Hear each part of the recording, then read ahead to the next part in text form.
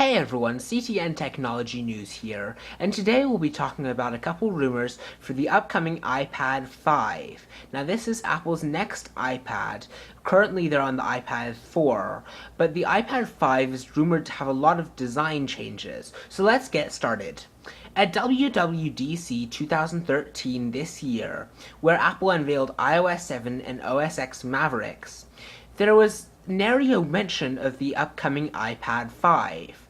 The only hardware that was even mentioned at the conference was the new Mac Pro, which is getting now a circular design, and the new Mac line of MacBook Airs, which are getting Haswell processors and better battery life. There was not a word about an upcoming Apple iOS device, even though the new iOS was unveiled at WWDC. But this doesn't mean that the iPad 5 isn't coming out sometime soon. iPad 5 release rumors are hitting a peak, even though the WWDC did not mention them at all. A market analyst from Citi predicted that the iPad 5 could be released this fall. Citi research analyst Glenn Young has stated that Apple will release 3 iPads in the coming months. So it's looking like there will be an iPad announcement sometime soon. We'll probably be seeing the iPad 5, but we'll also be seeing the iPad mini 2 and maybe an iPad mini with Retina display. Also, once the iPad 5 is released this fall, the iPad 4 and iPad 2, which are currently on sale, will probably no longer be in production, which could shift Apple's pricing options. But now let's talk about what's expected to be in the iPad 5's design. According to a certain analyst, the iPad 5 will take a note from the iPad mini's thinness, lightweight, and slim design. It will also likely have bezeled edges much like the iPad mini.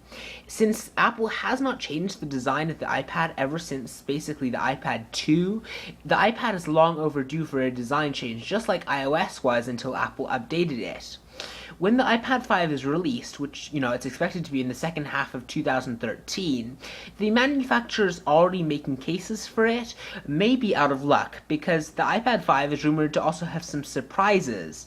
iOS 7 is the biggest change to iOS since the introduction of the iPhone, according to Cook, so it would make sense that the iPad 5 would want to be a pretty big change away from, the iPads we've seen so far.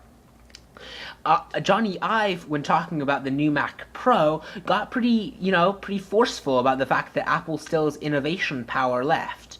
It's like we're likely to see an iPad 5 that's pretty different. Obviously, it'll ship with iOS 7.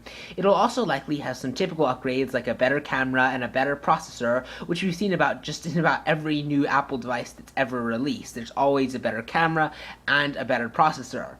And this would make sense because it always paves the way for even, better graphical games with more intense gameplay. And actually, the iPad 5 could be kind of a gaming device because iOS 7 includes the ability to hook up a handheld gaming controller to your device.